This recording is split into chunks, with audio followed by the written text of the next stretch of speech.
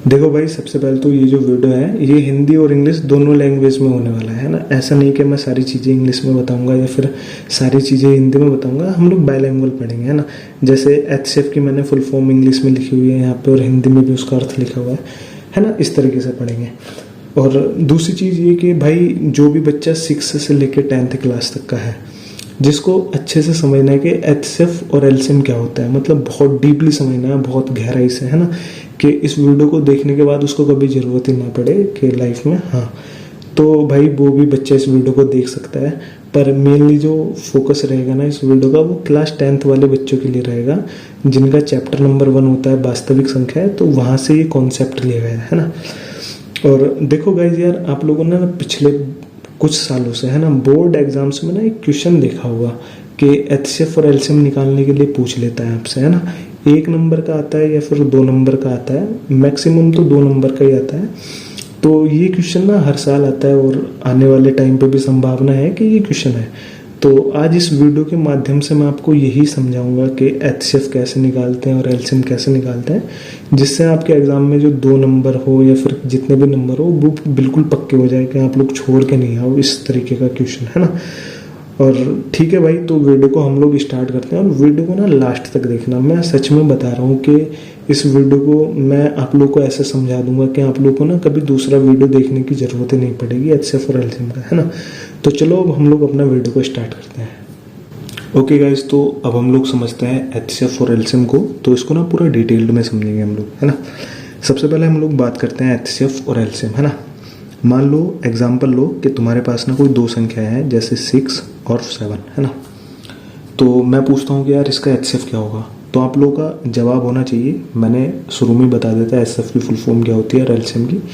तो आपका जवाब होना चाहिए कि सर इन दोनों संख्याओं का जो हाईएस्ट कॉमन फैक्टर होगा ना, मतलब कोई भी संख्या हो सकती है, मुझे नहीं पता, वो इसका एचसीएफ कहलाएगी, है ना।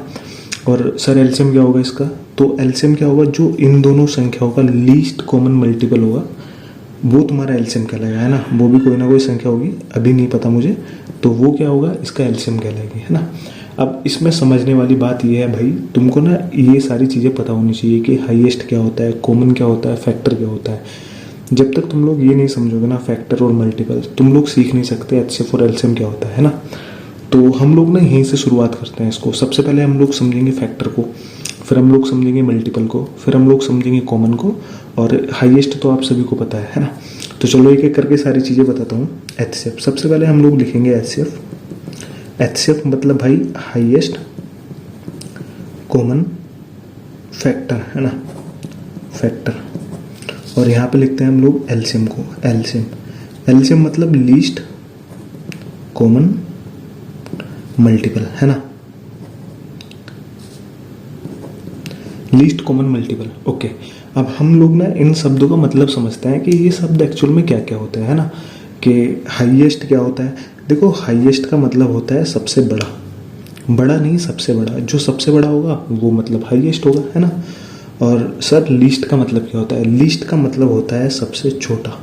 ओके, इतनी चीज़ तो देखो सबको समझ में आती होगी, है ना, सबसे बड़ा और सबसे छोटा। अब आगे बात करते हैं, एक हमारा वर्ड है कॉमन, जो कि यहाँ पे भी यूज़ होता है एचसीएफ में और एलसीएम में भी। तो कॉमन क्या होता है, देखो अभी सिर्फ फिलहाल बता रहा हूँ एचसीएफ और एलसीएम के लिए। कॉमन मतलब एक जैसा दिखने वाला। जैसे सपोज करो यहाँ पे एक टोकरी है और यहाँ पे भी एक टोकरी है, यहाँ पे कुछ संख्याएं लिखी हुई हैं जैसे 2, 3, 5, है ना। यहाँ पे भी कुछ संख्याएं लिखी हुई है 7, 9 और 2। ये सिर्फ एचसीएफ के लिए बता रहा हूँ। तो देखो यहाँ पे कौन सा एक जैसा दिखने वाला नंबर है।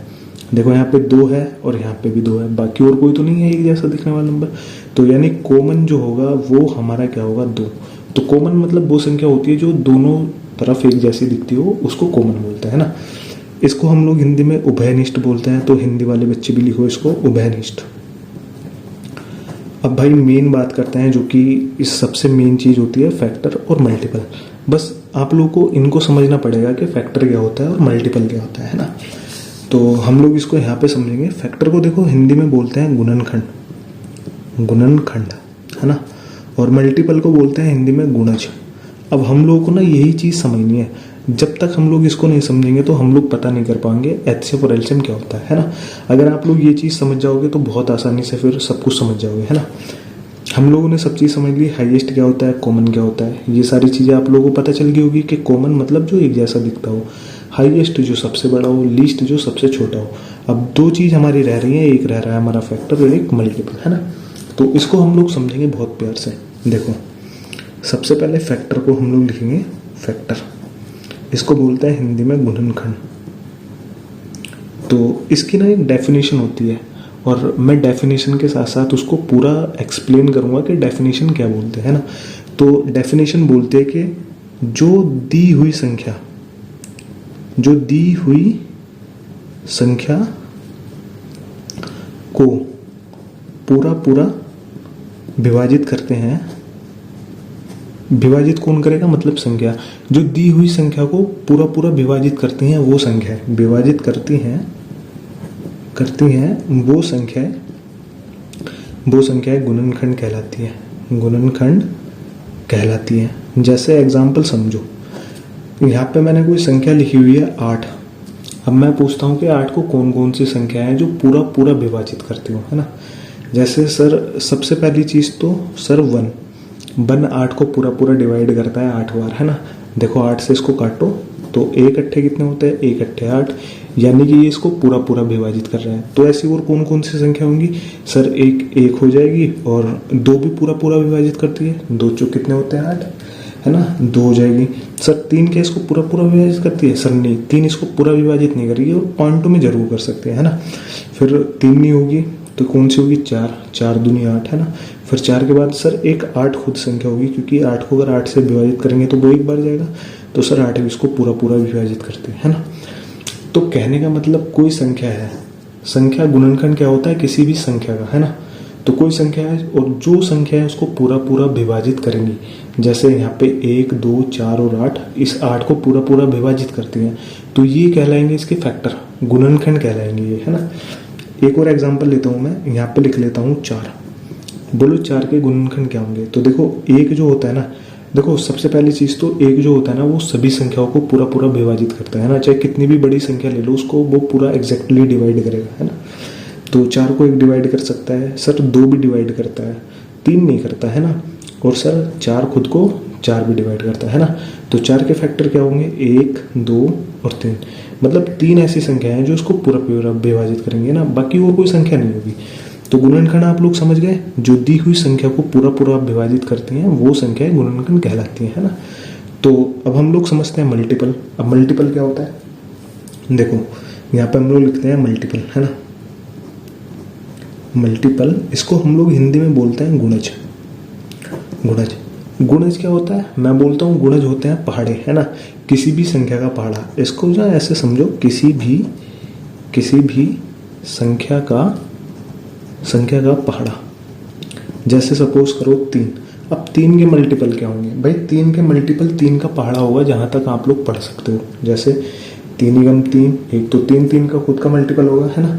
3 दूनी 6, 3 3 9, 3 चौक 12, 3 पंजे 15, 3 छंग 18, 3 7 21, 3 8 24, ऐसे आप जहां तक पढ़ सकते हो ना इसको, अब वहां तक पढ़ो। तो जो पहाड़े होते हैं ना वो मल्टीपल कहलाते हैं। जैसे कोई और संख्या लेके बताओ सर हमें, जैसे मैं बोलता हूँ 5 की मल्टीपल क्या होंगे, 5 2 10, यानी 5 2 10, 5 3 15, 5 चौक 20, 5 पंजे 25, 5 6 30 और 5 7 35। और इसको भी आप जहाँ तक पढ़ सकते हो ना उस वहाँ तक पढ़ो। तो पहाड़े क्या होते हैं, सीधा सीधा, मतलब गुणज क्या होता है, सीधा सीधा पहाड़े, है ना। किसी भी संख्या का मल्टीपल, उसके पहाड़े में जो जो संख्या आएंगी वो उसका मल्टीपल कहलाएगी, है ना। तो मल्टीपल आप लोग समझ गए, है ना। अब देखो यहाँ पे एक चीज ध्यान देने वाली बात यह है, जब हम लोग गुणनखंड सीख रहे थे, मतलब कोई भी संख्या थी उसके गुणनखंड की संख्या निश्चित होती थी। जैसे यहाँ पे 8 है, 8 को सिर्फ 4 संख्या ही डिवाइड कर सकते हैं, बाकी और कोई दुनिया में ऐसी संख्या नहीं बची जो इसको पूरा पूरा विभाजित कर सके, है ना। और यहाँ पे 4 था, 4 के भी एक मतलब निश्चित फैक्टर थे, इसकी भी एक संख्या थी कि हाँ 3 फैक्टर है इसके। पर आप लोग देखोगे गुणज में ऐसा नहीं होता। गुणज क्या होता है, ये होता है इनफाइनाइट। इनको ना आप जहाँ तक पढ़ते रहोगे वहां तक ही चलते रहेंगे, है ना। तो गुणज की कोई निश्चित संख्या नहीं होती, है ना। तो 2 चीज थी, फैक्टर और मल्टीपल। तो वो चीजें आप लोगों ने समझ ली। अब हम लोग समझते हैं कि एचसीएफ और एलसीएम एक्चुअल में होता क्या है ना। सपोज करो यहाँ पे हम लोग दूसरा पेपर ले लेते हैं यहाँ से, है ना। तो आप लोग फैक्टर समझ गए, मल्टीपल समझ गए, है ना। यहाँ पे मैंने एक एग्जाम्पल लिखा एग्जाम्पल है मेरा 6 और 20। मैंने आपसे बोला कि एक साइड तो 6 और 20 के फैक्टर लिखो और एक साइड इसके मल्टीपल लिखो, है ना, इसके मल्टीपल लिखो जो कि गुणज है, और एक साइड इसके फैक्टर मतलब गुणनखंड है ना। तो यहाँ पे आप लोगों को 6 के और 20 के फैक्टर लिखने हैं और इस साइड आपको 6 के और 20 के मल्टीपल लिखने हैं, है ना। तो चलो हम लोग लिखते हैं इसके फैक्टर और मल्टीपल क्या है। देखो 6 का जो फैक्टर होगा, एक तो सर वो एक संख्या होगी क्योंकि एक सबको डिवाइड करता है, और 2 भी 6 को पूरा पूरा डिवाइड करता है, और 3 भी 6 को डिवाइड करता है, 4 नहीं करता, 5 नहीं करता और खुद 6 करता है ना। अब यहाँ पे 20 के फैक्टर क्या होंगे सर, 1 भी डिवाइड करता है, 2 भी डिवाइड करता है, 3 नहीं करता पर 4 करता है, 5 करता है, 6 नहीं करता, 7 नहीं करता और 8 नहीं करता, 9 नहीं करता, सीधा 10 करता है और सर 20 करता है। तो यानी कि इसके फैक्टर की जो संख्या है वो निश्चित है, जो कि मैंने लिख दी यहाँ पे 6 के ये फैक्टर है, 20 के ये फैक्टर है ना। अब ऐसे ही मैं बोलता हूँ कि यहाँ पे ना 6 के मल्टीपल लिखो। तो मल्टीपल मतलब आप तो जितना लंबा पहाड़ा पढ़ते जाओगे वो मल्टीपल कह लेंगे वो संख्या, है ना। तो हम लोग इसको ऐसे लिखते हैं 6 कम 6, 6 दूनी 12, 6 तिया 18, 6 चौक 24, 6 पंजे 30, 6 छः 36, 6 सत्ते 42, 6 अट्ठे 48, 6 नीम 54, 6 दही 60 और 66 और फिर 72, है ना। तो ऐसे इसको इनफाइनाइट तक होंगे, है ना। अब मैं बोलता हूँ कि 20 की मल्टीपल लिखो। तो 20 कम 20, 20 दूनी 40, 20 तिया 60, 20 चौक 80, 20 पंजे 100 और 20 पंजे 100, 20 छंग 120, है ना। इसको भी हम लोग जहाँ तक पढ़ते जाएंगे वो होंगे, है ना। तो ये चीज़ है कि मैंने भाई 6 के फैक्टर भी लिख ले, 6 और 20 के और मल्टीपल भी लिख ले, है ना। अब यहाँ से होता है खेल स्टार्ट असली, है ना। अब मैं बोलता हूँ भाई 6 और 20 में कोई कॉमन संख्या लिखो, इसके फैक्टर में जो संख्या कॉमन है उसको अलग लिख लो, है ना। कॉमन मैंने आप लोगों को बताया था, जो संख्या एक से दिखती हो, है ना, दोनों में, तो वो कॉमन कहलाती है। तो यहाँ पे मैं बोलता हूँ भाई इसका कॉमन लिखो। तो आप लोग बोलोगे सर एक यहाँ भी है और यहाँ भी है, यानी कि सर एक कॉमन है। मैं बोलता हूँ और कॉमन लिखो और आपको नजर आ रहा हो, तो आप लोग बोलोगे सर 2 यहाँ भी है और 2 यहाँ भी है। ठीक है भाई, 2 भी है। और कोई संख्या है जो कॉमन नजर आ रही है? आपने बोला सर और कोई नहीं है। अब देखो इंटरेस्टिंग बात क्या है, HCF क्या होता है, हाईएस्ट कॉमन फैक्टर। अब मैं बोलता हूँ इसमें ना सबसे बड़ा जो फैक्टर है वो लिखो। एक देखो इससे छोटा है, 2 सबसे बड़ा 2 ही है ना, तो 2 को लिख दिया और यही कहलाया हमारा HCF। इन दोनों संख्याओं का HCF जो कहलाएगा वो कहलाएगा 2। तो ये होता है HCF एक्चुअल में, है ना। इस तरीके से हम लोगों को पढ़ना चाहिए ताकि चीज़ें बहुत आसानी से समझ में आए, है ना। अब बात करते हैं यहाँ पे मल्टीपल की। मैं बोलता हूँ भाई जो संख्या इन दोनों में कॉमन है वो सारी लिख दो शुरू से लेकर के, है ना। जैसे 6 यहाँ नहीं है, 12 यहाँ नहीं है, 18 यहाँ नहीं है, 30 यहाँ नहीं है, 36। तो मैं देखता हूँ यार 60 मेरा यहाँ भी है सबसे शुरू में और 60 मेरा यहाँ भी है, यानी कि सबसे पहला जो कॉमन मल्टीपल है वो 60 है हमारा। तो मैंने लिख दिया इसको 60, है ना। मैंने लिखा और कोई मल्टीपल लिख दो। तो अगर आपको पता होगा 6 का मल्टीपल 120 भी होता है ना। और देखो 20 का मल्टीपल भी 120 होता है, तो सर 120 भी कॉमन आ जाएगा। ऐसे यहाँ बहुत सारे मल्टीपल कॉमन आ जाएंगे, है ना। अब मैं इसमें बोलता हूँ कि भाई सबसे छोटा जो कॉमन मल्टीपल है उसको अलग लिख दो, है ना। तो आप लोग क्या बोलोगे, भाई सबसे छोटा ना 60 ही है, तो आप लोगों ने 60 को यहाँ लिख दिया और ये जो 60 है यही कहलाया इन दोनों संख्याओं का LCM, है ना। तो देखो कितना आसान है। HCF और LCM क्या होता है, बहुत बेसिक से समझाया देखो यार मैंने यहाँ पे, और संख्याओं को बताया। तो कहने का मतलब आपको 2 चीज़ें पता होनी चाहिए, एक तो फैक्टर और एक मल्टीपल क्या होता है। तो HCF जो होता है वो होता है हाईएस्ट कॉमन फैक्टर, है ना। जो भी संख्याएं दी होंगी उनके जो फैक्टर होंगे दोनों के, उसमें जो सबसे हाई फैक्टर होगा वो HCF होगा, है ना। कोई 2 संख्याएं दी होंगी उनका जो मल्टीपल होंगे, जो सबसे छोटा मल्टीपल होगा, जैसे यहाँ पे 60 था तो वो कहलाएगा हमारा लीस्ट कॉमन मल्टीपल और उसको ही बोलते हैं हम लोग LCM। तो ठीक है भाई, ये तो बात थी कि LCM क्या होता है। तो ये चीज़ मैंने आप लोगों को समझा दी कि LCM क्या होता है। अब बात करते हैं भाई LCM को सर किन किन तरीकों से निकाल सकते हैं, मतलब कितने तरीके होते हैं। तो देखो भाई LCM निकालने के ना बहुत सारे तरीके होते हैं, है ना। 3 तरीके होते हैं। एक मैं आप लोगों को बता दूं, एक तो भाग विधि से निकाल सकते हो, ये HCF और LCM दोनों के लिए, है ना। LCM दोनों के लिए है ये तरीके। यहाँ पे लिख लेना आप लोग HCF और LCM। तो एक तो भाग विधि से होता है, भाग विधि, है ना, और दूसरी भी होती है भाग विधि, है ना, भाग विधि। और तीसरा जो होता है वो होता है अभाज्य गुणनखंड विधि, अभाज्य गुणनखंड विधि, है ना। 3 तरीकों से आप लोग HCF भी निकाल सकते हो और LCM भी निकाल सकते हो। पर आज जो हम लोग इस वीडियो में बात करेंगे वो करेंगे अभाज्य गुणनखंड विधि की, है ना। देखो एक चीज और होती है, एक फॉर्मूला भी होता है जिससे आप लोग एचसीएफ भी निकाल सकते हो और एलसीएम भी। तो अभी तो हम लोग उसके बारे में बात नहीं करेंगे। मेनली जो मेरा फोकस है वो ये है कि अभाज्य गुणनखंड विधि से एचसीएफ और एलसीएम कैसे निकालते हैं ना, तो हम लोग उसको सीखेंगे। तो हमारा फोकस होना चाहिए अभाज्य गुणनखंड विधि, है ना।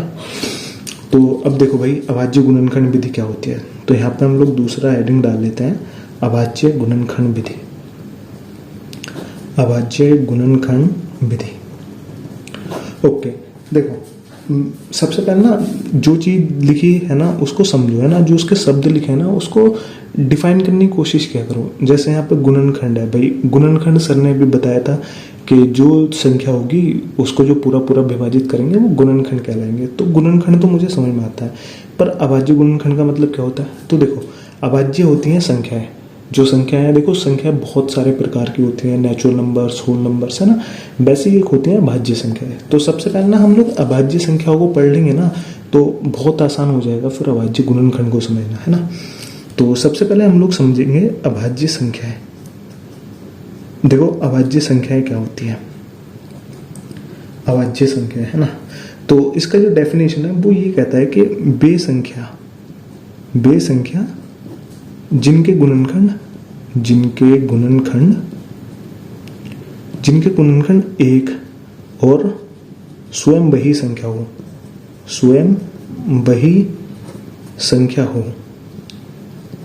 अभाज्य संख्या कहलाती है। स्वयं वही संख्या हो वे संख्या अभाज्य संख्या कहलाती है। अभाज्य संख्या कहलाती है ना। तो यहाँ पे आप लोग लिख लेना, पूरा डेफिनेशन ये है ना। अब इसको ना समझो, कहने का मतलब ये है जिन संख्याओं के, है ना, इसको दूसरी तरह से मैं ऐसे डिफाइन कर सकता हूँ, जिन संख्याओं के फैक्टर मतलब गुणनखंड, जिन संख्याओं के फैक्टर केवल 2 होते हैं, ओनली 2 फैक्टर्स, है ना, केवल 2 फैक्टर होते हैं, वो संख्या अभाज्य संख्या होती है ना। जैसे एग्जाम्पल के लिए कोई संख्या लिखी मैंने यहाँ पे 8, तो आप लोगों ने बता दिया कि सर 8 के फैक्टर 1 होगा, 2 होगा, 4 होगा और 8 खुद होगा। आपने दूसरी संख्या लिखी 6, सर 6 का फैक्टर 1 होगा, 2 होगा, 3 होगा और 6 होगा। तो देखो इनके ना गुणनखंड बहुत सारे हैं, 1 2 3 4, मतलब 4 गुणनखंड है ना सभी संख्याओं के। बट हम लोग कौन सी संख्या देखनी है, अभाज्य संख्या। तो अभाज्य संख्याओं में केवल 2 ही गुणनखंड होते हैं। जैसे एक अभाज्य संख्या मैं आप लोग को एग्जाम्पल के लिए बता देता हूँ, जैसे 2 के अगर आप लोग फैक्टर लिखोगे तो क्या क्या होंगे, एक तो 1 होगा और एक खुद 2 होगा। बाकी और कोई संख्या ऐसी है जो 2 को डिवाइड कर सकती है पूरा, है ना। दूसरी संख्या लिखता हूँ अभाज्य संख्या, एक होती है 3। तो 3 को आप लोग कौन कौन से फैक्टर कर सकते हो, एक तो 1 होगा और एक खुद होगा 3, है ना। तो मतलब कहने का मतलब इन संख्याओं के केवल 2 ही फैक्टर है। और यही चीज डेफिनेशन बोलती है कि जिन संख्याओं के 2 फैक्टर होते हैं वो संख्या अभाज्य संख्या कहलाती है ना। अब इनका ना सेट होता है कि ये कहाँ से स्टार्ट होते हैं। जैसे नेचुरल नंबर तुम्हारे 1 से स्टार्ट होते हैं और इनफाइनाइट तक जाते हैं, है ना। वैसे ही अभाज्य संख्याएं कहाँ से स्टार्ट होती हैं। देखो अभाज्य संख्याएं स्टार्ट होती हैं 2 से। जैसे 2 3 2 हुई, 3 हुई, 5 हुई, 7 हुई, 11 हुई, 13 हुई, और ये ऐसे चलती जाती हैं। बहुत सारी संख्याएं जो अभाज्य संख्याएं, है ना। तो ये संख्याएं 2 से स्टार्ट होती है और ये ना आगे तक चलती जाती है। तो आप लोग समझ गए अभाज्य संख्याएं क्या होती हैं। वो संख्याएं जिनके केवल 2 मल्टीपल मतलब 2 फैक्टर होते हैं, सॉरी, जिनके केवल 2 गुणनखंड होते हैं वो अभाज्य संख्याएं कहलाती है ना। अब आप लोग देखो दोनों चीज समझ गए, एक तो अभाज्य समझ गए और एक गुणनखंड समझ गए, है ना। अब इसको हम लोग यहाँ पे समझते हैं अभाज्य गुणनखंड विधि, है ना। अब बात आती है अभाज्य गुणनखंड विधि की, है ना। तो अभाज्य गुणनखंड आप लोग समझ गए, कोई भी संख्या होगी। हाँ सॉरी मैंने इसका एग्जांपल नहीं दिया आपको। अभाज्य गुणनखंड जैसे सपोज करो यहाँ पे कोई संख्या है 8, मैं बोलता हूँ भाई इसके अभाज्य गुणनखंड लिखो कौन कौन से होंगे। तो आप लोग बोलोगे सर सबसे छोटी जो अभाज्य संख्या है वो 2 है ना। देखो एक तो इसका फैक्टर होता ही है, बट एक चीज बता दूं, एक ना तो अभाज्य है और ना ही भाज्य, है ना। ये चीज है, एक ना तो अभाज्य और ना ही भाज्य, है ना। भाज्य संख्याएं भी होती हैं, उनके बारे में हम लोग कभी वो डिस्कस करेंगे। तो हम लोग कहाँ थे, देखो 8 के ना मैं पूछ रहा हूँ कि इसके अभाज्य गुणनखंड लिखो, तो आप लोग क्या बोलोगे सर 2 से तो कटता है 8, बाकी सर 8 का फैक्टर 4 भी होता है, पर 4 तो मैंने बोला अभाज्य संख्या नहीं है, तो अभाज्य और कौन कौन से गुणनखंड। तो आप लोग बोलोगे सर केवल एक ही गुणनखंड होगा 8 का जो कि अभाज्य होगा, वो है 2, है ना। तो ये होते हैं अभाज्य गुणनखंड किसी संख्या के, जो केवल वो संख्या जो अभाज्य हो और वही उसका अभाज्य गुणनखंड कहलाते हैं, है ना। अब हम लोग समझते हैं अभाज्य गुणनखंड विधि, है ना। फिर हम लोग आएंगे अपना मेन कॉन्सेप्ट पे, एलसीएम और एचसीएफ कैसे निकालते हैं अभाज्य गुणनखंड विधि द्वारा, है ना।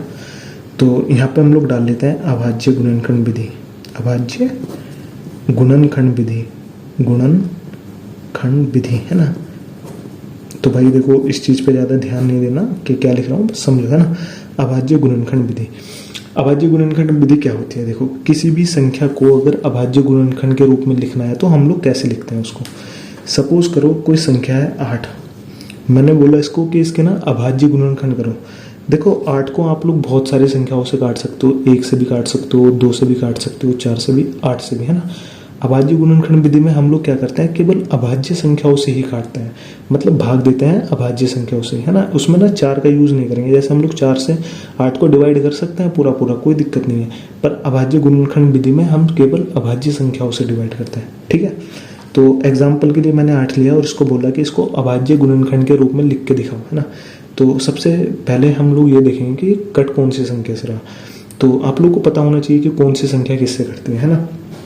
तो देखो 8 किससे कट रहा है, 8 हमारा 2 से कट रहा है और 2 हमारी एक अभाज्य संख्या है ना। तो सबसे पहले हम ना इसको 2 से काटते हैं, तो 2 चौक 8, है ना। कितनी बार जाएगा ये, 4 बार जाएगा, है ना। अब देखो मैं इसको 4 से भी काट सकता हूँ, यहाँ पे कोई दिक्कत नहीं है, पर हम लोगों को करना क्या है, केवल अभाज्य संख्याओं से काटना है ना। अब देखो 4 किससे डिवाइड होगा, सर 4 ना 2 से द्वारा डिवाइड होगा, तो इसको करो 2 दूनी 4, है ना। फिर देखो 2 किससे डिवाइड होगा, सर 2 से डिवाइड होगा, कितनी बार, एक बार। तो मैं बोलूंगा 8 के जो अभाज्य गुणनखंड होंगे वो होंगे 2 गुणा 2 गुणा 2। इस प्रकार हम लोग किसी भी संख्या के अभाज्य गुणनखंड करते हैं, है ना। चलो एक और एग्जांपल लेते हैं, अगर ये आपको समझ में नहीं आया तो। मान लो कोई संख्या है 36, मैं बोल रहा हूँ भाई इसके अभाज्य गुणनखंड करो, तो आप लोग क्या करोगे। देखो सबसे पहले ना संख्या के बारे में हमको पता होना चाहिए कि ये किससे कट रही है। जैसे ये 2 से कट रही है, 3 से, उन संख्याओं के बारे में जो अभाज्य है ना, जैसे 2 हुआ, 3 हुआ, 5 हुआ, 7 हुआ, है ना। तो ये संख्या किससे कट रही है, तो हमें पता है सर ये संख्या ना 2 से कट रही है और 2 एक अभाज्य संख्या है ना। तो काटो भाई इसको, 2 से कितनी बार कटेगी, 2 एकम 2 और 2 अट्ठे 16, यानी कि 18 बार, है ना। 18 दूनी 36 होता है। तो आपको ना भाग भाग सब चीज आनी चाहिए, है ना। मैं तो बहुत बेसिक से समझा रहा हूँ, है ना। तो अब हम लोग देखेंगे ये 18 कौन सी संख्या से कटेगा। भाई 18 ना 3 से भी कटता है और 2 से भी कटता है। तो हम लोग का काम होना चाहिए सबसे पहले छोटी अभाज्य संख्या से, है ना। सबसे पहले हमको 2 से काटना, 2 से हम लोग तब तक काटेंगे जब तक संख्या अगली अभाज्य संख्या से कटने लायक ना हो जाए, है ना। देखो वैसे ये 3 से भी कटेगी, 3 छंग 18 होता है, पर हम लोग 3 से नहीं काटेंगे, हम इसको 2 से तब तक भाग देते रहेंगे उस अभाज्य संख्या से जब तक कि उससे कटना बंद ना हो जाए, है ना। तो फिर से इसको 2 से काटो, 2 नम 18। अब देखो 9, अब ये 9 क्या है, ये 2 से नहीं कट रहा, है ना। अब ये 9 किससे कटेगा, 3 से कटेगा। तो 2 से भाग होना है, क्या हो गया यहाँ पे, बंद हो गया। तो हम लोग क्या करेंगे, अगली अभाज्य संख्या जो होती है हमारे पास 3, उसका यूज करेंगे ना। तो इसको 3 से काटेंगे, कितनी बार, 3 3 9। अब देखो फिर से ये 3 से कटेगा। 2 का तो हमने खेल समाप्त कर दिया, है ना। 2 से जहां तक काट सकते थे हमने वहां तक काटा। अब दोबारा हम वापस नहीं जाएंगे कि उसको 2 से काटेंगे किसे। अब हम लोग देखेंगे क्या ये 3 से कट रहा है या नहीं कट रहा। तो 3 से कट रहा है एक बार, तो 3 ही कम 3। तो इसके अभाज्य गुणनखंड हमारे क्या होंगे, 36 के 2 गुणा 2 गुणा 3 गुणा 3, ठीक है। एक और एग्जांपल लेता हूँ मैं यहाँ पे, है ना। ये लास्ट एग्जांपल है हमारा। जैसे मैंने अगली संख्या लिखी 90, मैंने बोला इसको अभाज्य गुणनखंड के रूप में व्यक्त करो, है ना। अभाज्य गुणनखंड कैसे करते हैं इसको, तो यहाँ पे मैंने आप लोग को क्या चीज समझाई कि सबसे पहले हम देखेंगे कि कौन सी अभाज्य संख्या से कट रहा है ना। सबसे छोटी अभाज्य संख्या हमारे पास 2 है, तो हम लोग उससे ट्राई करेंगे, है ना। तो क्या ये 2 से कट रहा है, तो आप लोग बोलोगे कि हाँ सर ये 2 से कट रहा है 45 बार, है ना। तो 45 दूनी 90 होता है, ठीक है भाई। अब इसको आगे देखेंगे क्या ये 2 से कट रहा है, तो आप लोग बोलोगे सर ये अब 2 से नहीं कट रहा है ना, क्योंकि 45 3 के पाड़े में आता है, या फिर 5 के, या फिर 15, है ना, या फिर 9 के पाड़े में। तो हम लोग क्या करेंगे, सर इसको ना पहली अभाज्य संख्या से मैंने भाग दे के देख लिया, अब मैं देखूंगा दूसरी अभाज्य संख्या, है ना। आप लोग ना ऐसे लिख लेना कहीं पे कि अभाज्य संख्या कौन सी होती है, जैसे 2 3 5, है ना, 7। तो इस तरीके से आप लोग ऊपर लिख लेना। जो जो बच्चे नए हैं ना, जिनको नहीं आता, वो एक साइड में लिख लेना ये चीज़, है ना। अब हम लोग देखेंगे ये कौन सी संख्या से कट रही है। जैसे 45 है, 45 2 से कटना बंद हो गया, तो हम लोग क्या करेंगे, अगली अभाज्य संख्या का यूज करेंगे जो कि है 3। तो हम लोग इसको 3 से काटेंगे, तो 3 से कितनी बार जाएगा, देखो 15 थी 45, 15 बार जाएगा, है ना। अब देखो 15 क्या है, 5 से भी कट रहा है, पर मैंने क्या बोला आप लोग को कि हम उस अभाज्य संख्या से तब तक काटते रहेंगे जब तक वो उससे कटना बंद ना हो जाए, है ना। 15 5 से भी कटता है और 3 से भी कटता है, तो उसको दोबारा से 3 से काटेंगे, तो 3 से काटेंगे तो 3 पंजे 15, है ना। अब देखो ये संख्या 3 से कटनी बंद हो गई, अब ये क्या आ गया 5 आ गया, तो 5 किससे कटेगा, केवल 5 से कटेगा, तो हम लोग इसको क्या करेंगे, वो इसको 5 से काटेंगे ना। 5 से कितनी बार, एक बार। तो अगर मैं बोलूँ इसके अभाज्य गुणनखंड क्या क्या होंगे, तो आप लोग बोलोगे सर 2 गुणा 3 गुणा 3 गुणा 5, है ना। ये इसके अभाज्य गुणनखंड होंगे और यही कहलाती है तुम्हारी अभाज्य गुणनखंड विधि। देखो इस वीडियो में आप लोगों के ना 2 काम हो गए। एक तो मैंने आप लोगों को एचसीएफ और एलसीएम निकालना सिखा दिया, है ना। सॉरी अभी निकालना नहीं बताया, पर उसका पूरा बेसिक कॉन्सेप्ट जरूर बता दिया। और दूसरा क्या, अभाज्य गुणनखंड विधि, जो कि आपका क्लास 10th में आता है ना। ये बोर्ड एग्जाम्स में भी ये वाला क्वेश्चन आता है कि संख्याओं को अभाज्य गुणनखंड के रूप में व्यक्त करो, है ना। तो वो चीज़ भी हो गई, है ना। 2 चीज़ें हो गई। तो अब जो हमारा लास्ट कॉन्सेप्ट है, अब हम लोग वो देखते हैं अपने क्वेश्चंस, है ना। देखो हमने सबसे पहले क्या सीखा, हमने सीखा सर एचसीएफ और एलसीएम क्या होता है, एचसीएफ एंड एलसीएम क्या होता है ना। दूसरा हम लोगों ने क्या सीखा, अभाज्य गुणनखंड, है ना। दूसरी चीज हमने क्या सीखी कि अभाज्य गुणनखंड क्या होता है ना। और तीसरी चीज अभी हम लोगों ने क्या सीखी, अभाज्य गुणनखंड विधि, अभाज्य गुणनखंड विधि, गुणनखंड विधि, है ना। अब हमारे जो लास्ट जो कॉन्सेप्ट रह गया वो हो गया हमारा सवाल, है ना। तो देखो भाई क्लास 10th का जो पहला चैप्टर है वास्तविक संख्या है, जिसको तुम लोग रियल नंबर्स भी पढ़ते हो, है ना। अब मैंने ना उसके कुछ एग्जाम्पल्स लिखे हैं, जो कि देखो यहाँ पे लिखे हुए हैं। ये एग्जाम्पल्स आप लोग की बुक में दिए हुए हैं सारे, मैंने यहाँ पे हिंदी में भी लिखे हैं और इंग्लिश में भी, है ना। तो अब मैं आपको ना इन एग्जाम्पल्स को सॉल्व करके दिखाऊंगा, और यही एग्जाम्पल्स है जो आपको बोर्ड एग्जाम्स में क्वेश्चंस के रूप में पूछ लेता है ना। संख्याएं भले ही इधर उधर हो जाए पर सवाल सेम ऐसे रहेगा, है ना। अब इनको हल करते हैं। देखो भाई हमने क्या सीखा, देखो हमने अभाज्य एचसीएफ एलसीएम सीख लिया, अभाज्य गुणनखंड सीख लिया, अभाज्य गुणनखंड विधि। अब हम लोग सीखेंगे अभाज्य गुणनखंड विधि द्वारा एचसीएफ और एलसीएम कैसे निकालते हैं ना। अभाज्य गुणनखंड विधि द्वारा एचसीएफ और एलसीएम निकालना, है ना, एलसीएम निकालना। ठीक है, अब इसको समझते हैं हम लोग। तो मैं एक पेपर ले लेता हूँ यहाँ पे, और यहाँ पे हम लोग क्वेश्चन पेपर भी लिख लेते हैं यहाँ पे, है ना। तो यहाँ पे देखो एक चीज़ लिखी हुई है, मैंने यहाँ पे लिखा हुआ है। जब भी आप लोग देखो, है ना, सबसे पहले तो हम लोग सवाल को देखते हैं। देखो सवाल क्या बोल रहा है, हमारा सवाल क्या बोल रहा है। सवाल बोल रहा है कि एग्जाम्पल 2 है, ये आपकी बुक में एग्जाम्पल नंबर 2 है, तो मैंने पूरा उसके हिसाब से लिखा हुआ है। तो सवाल क्या बोल रहा है कि संख्याओं 6 और 20 के अभाज्य गुणनखंड विधि द्वारा एचसीएफ और एलसीएम ज्ञात कीजिए, है ना।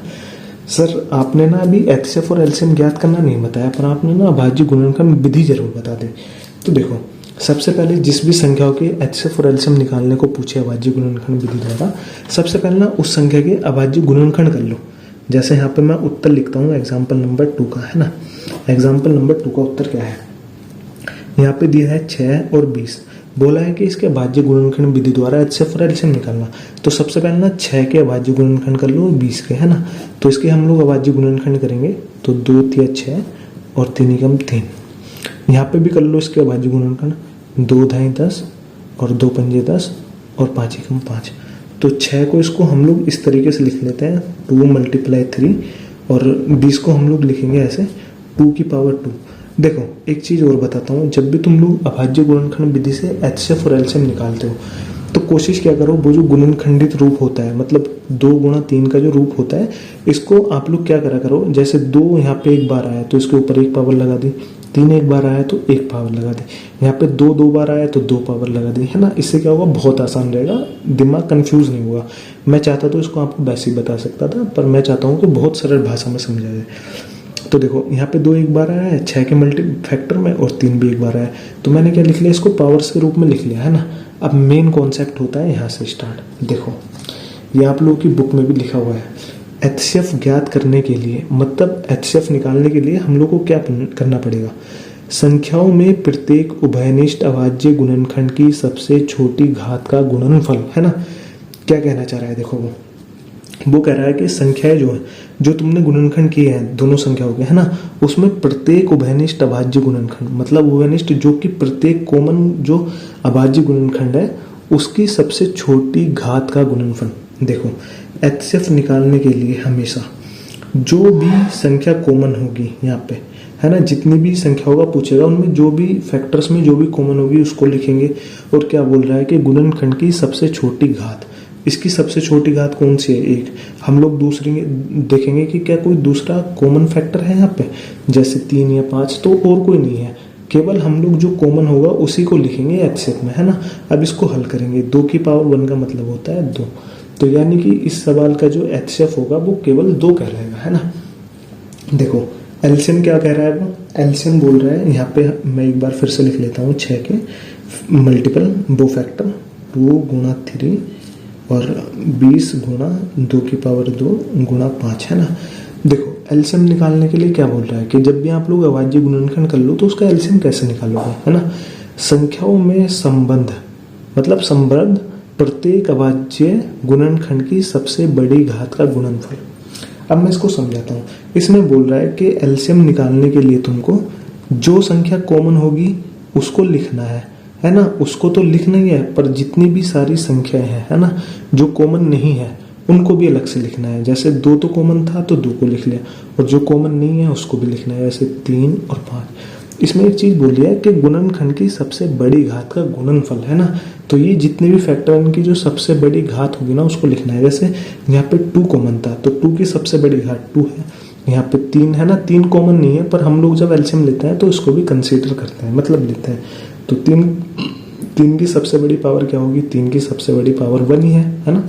5 की सबसे बड़ी पावर क्या होगी? 1। अब इसको हम लोग हल करेंगे। देखो 2 की पावर 2 का मतलब 4, और 4 थी 12, और 12 पंजे 60, तो इसका एलसीएम क्या होगा? 60 होगा। देखो अब इस चीज पे मत जाना, जो मैंने कॉन्सेप्ट तुमको बहुत पहले बताया था वो सिर्फ समझाने के लिए था कि एचसीएफ और एलसीएम क्या होता है, और ये मैं आपको ऐसे समझा रहा हूँ। कभी आप लोग सोचोगे सर आपने तो मल्टीपल नहीं लिखे, इसके फैक्टर नहीं लिखे, वो सिर्फ एक कॉन्सेप्ट था समझाने के लिए कि एचसीएफ और एलसीएम क्या होता है। पर मैं यहाँ पे आपको समझा रहा हूँ कि अभाज्य गुणनखंड विधि द्वारा एचसीएफ और एलसीएम कैसे निकालते हैं ना। तो इस सवाल को हम लोग फिर से रिवाइज करते हैं कैसे। देखो सबसे पहले क्या क्या करना है, जो संख्याओं का एचसीएफ एलसीएम पूछेगा सबसे पहले उसको फैक्टर के रूप में लिख लेना है ना, और उनको कैसे रूप में लिखना है। जैसे अगर 2 एक बार आया तो उसको एक बार लिख लेना है, 3 जितनी बार आएगा उसको उतनी बार लिखना है, आपको ऐसे लिख लेना है ना, दोनों तरफ, है ना, एलसीएम के लिए भी और एचसीएफ के लिए भी। अब आप लोगों को क्या करना है, देखो जब एचसीएफ लोगे वहां पे एक चीज याद रखनी है, जो संख्या कॉमन होगी, है ना, जितनी भी संख्या होंगी उनके फैक्टर्स में जो भी संख्या कॉमन होगी उसको लिखना है, और छोटी पावर के साथ, है ना। जैसे यहाँ पे 2 की सबसे बड़ी पावर 2 थी, तो एचसीएफ निकालने के लिए केवल हमको उसकी सबसे छोटी घात लेनी है ना, बाकी यहाँ और कोई कॉमन नहीं था तो हमने उसको नहीं लिखा, और सीधा फिर आगे हमने इसी को सोल्व करा, तो ये चीज़ कहलाई हमारी एचसीएफ, है ना। अब एलसीएम में क्या करना पड़ेगा, देखो एलसीएम में क्या करना पड़ता है, जो संख्या कॉमन होती है उसको तो हम लोग लिखते ही लिखते हैं, है ना, और जो संख्या कॉमन नहीं होती साथ में हम लोग उनको भी लिखते हैं। जैसे यहाँ पे 2 कॉमन था तो मैंने 2 को लिख लिया, है ना, और बाकी और भी संख्याएं थी जो कॉमन नहीं थी, जैसे 3 था 5 था, तो मैंने साथ में इनको भी लिख लिया, है ना। और गुणनफल के रूप में लिखना है इनको, ठीक है, मतलब मल्टीप्लाई का साइन होना चाहिए, ऐसा नहीं कि जोड़ घटा का लगा दो या ऐसे कोमे लगाते हुए चलो, वो नहीं, गुणनफल के रूप में आपको लिखना था। और फिर बोल रहा था वो कि जो सबसे बड़ी घात है ना, कॉमन जो भी संख्या है, मतलब जितनी भी संख्या है, चाहे वो कॉमन हो चाहे कॉमन ना हो, उनको ना सबसे बड़ी घात के रूप में लिखना है। जैसे यहाँ पे 2 की सबसे बड़ी घात 2 थी, है ना, 3 की सबसे बड़ी घात 1 थी, 5 की सबसे बड़ी घात 1 थी, है ना। इनको गुणनफल में लिखने के बाद आपको इनको हल करना है, मतलब जो इसका मल्टीप्लाई करके आएगा उसको इस तरीके से हल करना है ना। अब हम लोग ना एग्जाम्पल देखते हैं, और भी एग्जाम्पल्स है ना, आपके ना सारे एग्जाम्पल्स लिए हैं जो कि एक्सरसाइज 1.1 के लिए है ना। तो दूसरा एग्जाम्पल देखो दूसरा एग्जाम्पल जो कि आपकी क्लास में होगा, मतलब एग्जाम्पल नंबर 3 होगा। क्या कह रहा है कि अभाज्य गुणनखंड विधि द्वारा 96 और 404 का एचसीएफ ज्ञात कीजिए और फिर इनका एलसीएम ज्ञात कीजिए। देखो मैं ये जो सवाल कराऊंगा तुमको अभाज्य गुणनखंड विधि द्वारा कराऊंगा।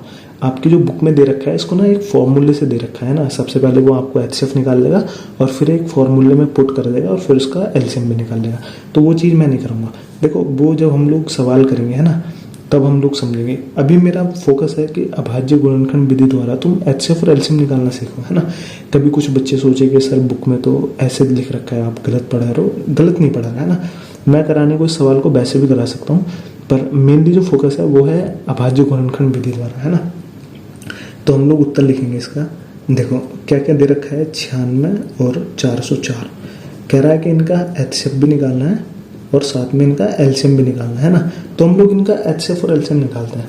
तो सबसे पहली चीज़ क्या करनी है, आपको जितनी भी संख्याएं दे रखी हैं उनके अभाज्य गुणनखंड कर लेना है। जैसे 96 दे रखा है तो 96 के अभाज्य गुणनखंड करो, है ना। 96 के अभाज्य गुणनखंड क्या होंगे, सबसे पहले इसको सबसे छोटी संख्या से काटो भाई।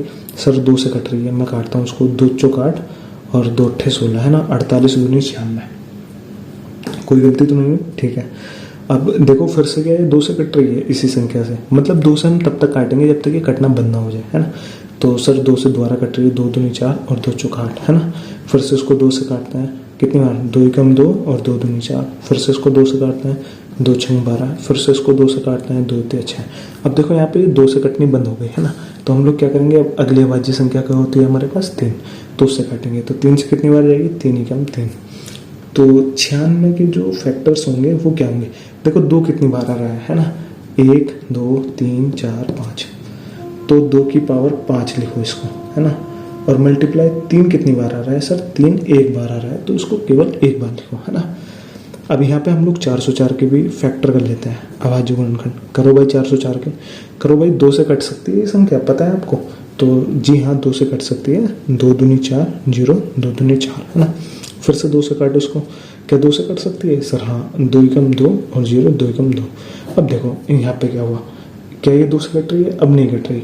क्या ये 3 से कट रही है, देखो ट्राई करके देखो, 3 3 9 11। सर 3 से भी नहीं कट रही, 7 से भी नहीं कट रही, और सर 11 से भी नहीं कट रही, 13 से भी नहीं कट रही, 17 से भी नहीं कट रही। एक चीज़ ध्यान रखो, जो भी अभाज्य संख्या होगी वो हमेशा खुद से कटेगी, है ना।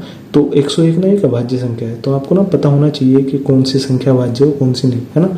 तो 101 अभाज्य संख्या है तो ये केवल खुद से कटेगी, है ना, ये किसी संख्या से नहीं कटेगी। तो ये 101 से कटेगी कितनी बार, एक बार। तो इसको भी हमने फैक्टराइज कर लिया, मतलब फैक्टर कर लिए इसके।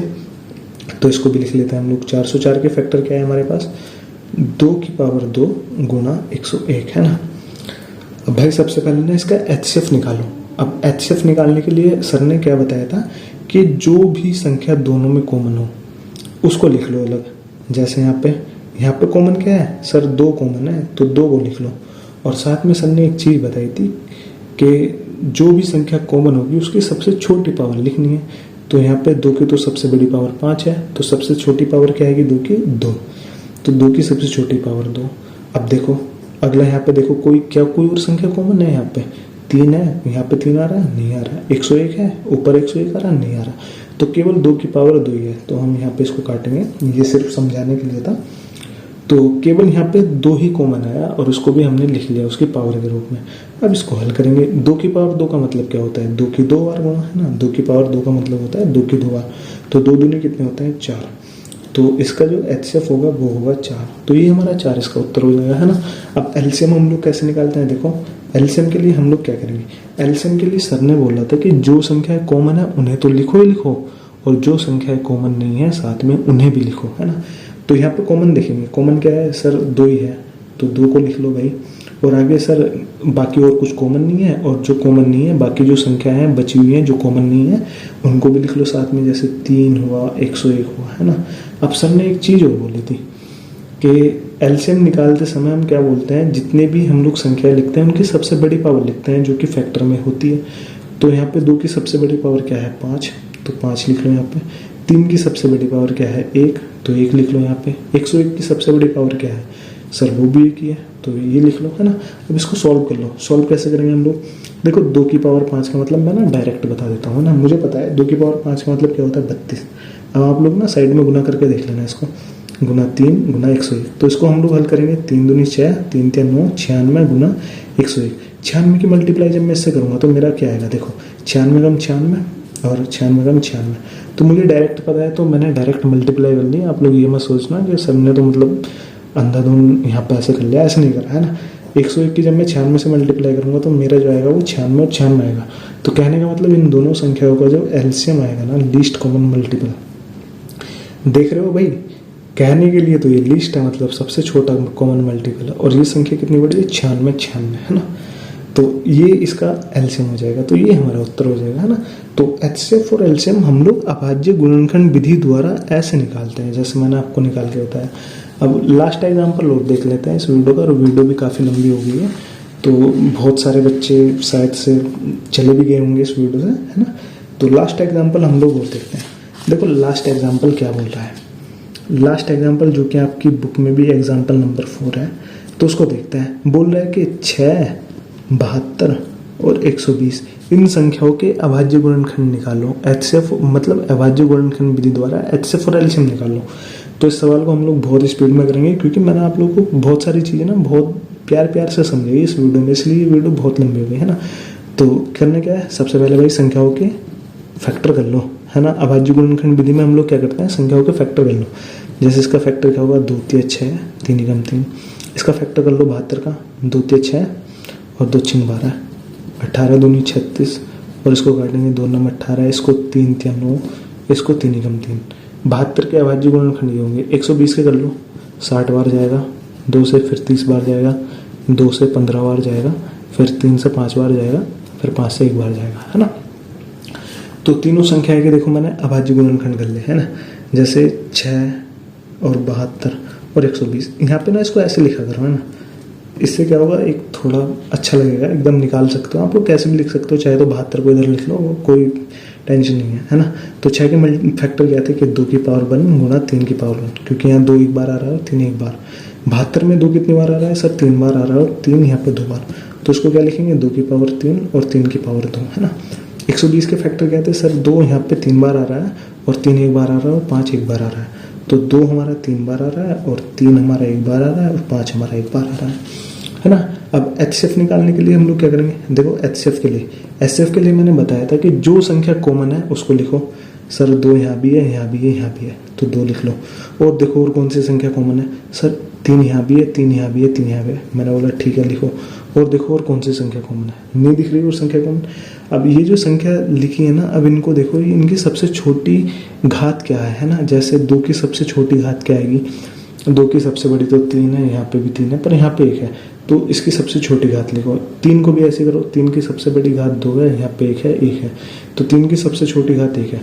अब इनको आप लोग मल्टीप्लाई करो, 2 की 3 से करेंगे 6, तो इसका HCF कितना आएगा, 6 आएगा, है ना। इन तीनों संख्याओं का जो HCF होगा वो 6 होगा। अब हम लोग LCM निकालते हैं। LCM में हम लोग क्या करते हैं, जो संख्याएं कॉमन है उनको लिखो। जैसे सर 2 यहाँ पे कॉमन है, ठीक है लिख दो। और देखो और क्या क्या कॉमन है, तो आप लोग बोलोगे सर 3 यहाँ पे भी 3 भी कॉमन है। मैंने बोला ठीक है लिखो 3 को भी। और देखो और क्या क्या कॉमन है, आप लोग बोलोगे सर और तो कुछ कॉमन नहीं है। अब मैं बोलता हूँ अब वो संख्या लिखो जो कॉमन नहीं है। सर 5 है, 5 ऐसी संख्या है जो कॉमन नहीं है। मैंने बोला इसको भी गुणनफल के रूप में लिखो, है ना। LCM के लिए इसको भी शामिल करो। अब अगली चीज़, सारी चीज़ें आप लोग लिख लोगे यहाँ पे, है ना। जो संख्या कॉमन है उनको भी लिख लोगे, जो नहीं है उनको भी लिख लोगे। अब अगला स्टेप जो होता है वो क्या होता है, अब जितनी संख्याएं लिखी है इनकी सबसे बड़ी घात देखो इन सारे फैक्टर्स में, इन तीनों संख्याओं के फैक्टर्स में सबसे बड़ी पावर किसकी है। तो 2 की सबसे बड़ी पावर 3 ही है सर। मैंने बोला लिख दो भाई यहाँ पे। अब यहाँ पे 3 को देखो, 3 की सबसे बड़ी पावर क्या है सर, 3 की सबसे बड़ी पावर केवल 2 है, ठीक है भाई उसको भी लिख दो। यहाँ पे देखो 5 की सबसे बड़ी पावर क्या है सर, 5 की तो सबसे बड़ी पावर 1 ही है। अब कर दो भाई इसका गुणन, वो मतलब इसको सॉल्व कर लो। तो 2 की पावर 3 का मतलब 8 होता है, 3 की पावर 2 का मतलब 9 होता है और 5 है ना। तो इसकी मल्टीप्लाई करेंगे हम लोग शॉर्ट तरीके से, तो 8 पंजे 40 और 40 नम कितने होते हैं 360, है ना, इस तरीके से। तो इन संख्याओं का जो LCM आएगा वो आएगा 360, है ना। तो ये आप लोगों के क्लास 10th के एग्जाम्पल्स थे। और इस वीडियो को जिन भी बच्चों ने देखा है तो उनको मैं थैंक यू बोलना चाहूँगा। और आप लोग बताओ यार इस वीडियो में आप लोगों को समझ में आया या फिर नहीं आया, है ना। देखो मैंने तो पूरी कोशिश की है अपनी तरफ से कि सारी चीज़ें आप लोग को बहुत ही आसानी से बता दूँ, है ना। हम लोग एक बार फिर से देख लेते हैं। मैंने आप लोग को इस वीडियो में HCF और LCM बताया कि क्या होता है ना। दूसरी चीज़ मैंने बताई आप लोगों को कि इसको कितने तरीक़ों से निकाल सकते हैं ना, सिर्फ तरीके बताए थे, उनको डिस्कस नहीं किया था। तीसरी चीज़ बताई थी मैंने अभाज्य गुणनखंड, है ना, प्राइम फैक्टर। चौथी चीज़ बताई थी मैंने अभाज्य गुणनखंड विधि कैसे होती है ना। और पांचवी चीज़ बताई थी अभाज्य गुणनखंड विधि द्वारा HCF और LCM निकालना, है ना। तो बस यार आज की वीडियो में इतना ही था और थैंक यू सो मच आप लोगों ने पूरा वीडियो वॉच किया ये। और मिलते हैं किसी फिर नेक्स्ट वीडियो में, है ना, अगली वीडियो में मिलते हैं। तो तब तक के लिए bye bye and take care.